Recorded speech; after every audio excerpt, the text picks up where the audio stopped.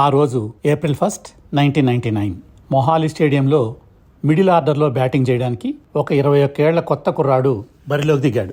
అతను deadly Pakistan bowling అటాక్ని face చేయాల్సి ఉంది. అంతే, ఒకే ఒక రన్ చేయగలిగాడు, అవుట్ అయిపోయాడు. ఆ కుర్రవాడే వీరేంద్ర సెహ్వాగ్. ఈ విధంగా క్రికెట్లో ఎంట్రీ ఇచ్చిన రోజే అతనికి నిరాశ ఎదురైంది. దాంతో సెలెక్టర్లు కూడా అతను పక్కకు పెట్టారు.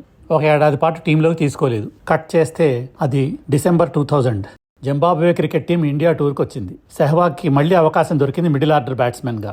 కానీ ఆ రోజు అతను 19 రన్స్ మాత్రమే చేయగలిగాడు. సెలెక్టర్లు డిసప్పాయింట్ అయ్యారు. మళ్లీ సెహ్వాగ్ని డ్రాప్ చేశారు. అప్పుడు కెప్టెన్ గంగూలీ కలగజేసుకున్నాడు. ఆస్ట్రేలియాతో ఒక్క మ్యాచ్లో ఇతను ఆడించండి, చూద్దాం ఎలా ఆడతాడో అన్నాడు గంగూలీ.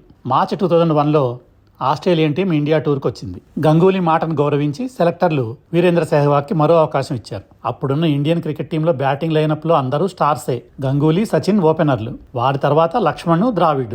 ఆ మ్యాచ్లో సెహ్వాగ్ 6th పొజిషన్లో బ్యాటింగ్ దిగి 54 బాల్స్లో 58 రన్స్ చేశాడు. దాంతో సెహ్వాగ్ వార్తల్లోకి ఎక్కాడు.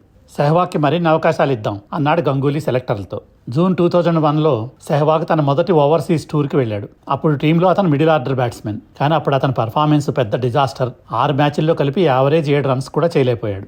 సెలెక్టర్లందరూ గంగూలీని నిందించారు. సెహ్వాగ్ ఇండియన్ క్రికెట్ టీంలో కొనసాగడానికి వీల్లేదని పట్టుపట్టారు. కానీ గంగూలీ వారందరికీ ఒకటే మాట చెప్పాడు, ప్లీజ్ వెయిట్ అన్నాడు.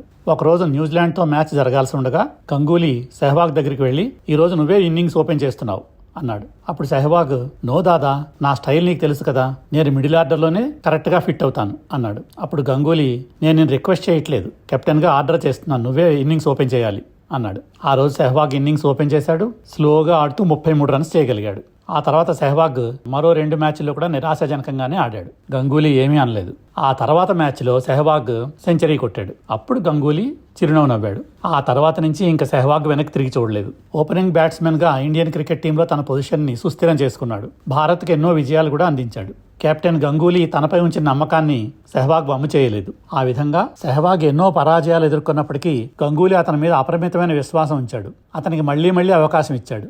అదే సెహ్వాగ్కు, ఇండియన్ క్రికెట్ టీంకి కూడా పెద్ద వరమైంది. Thanks to Ganguly.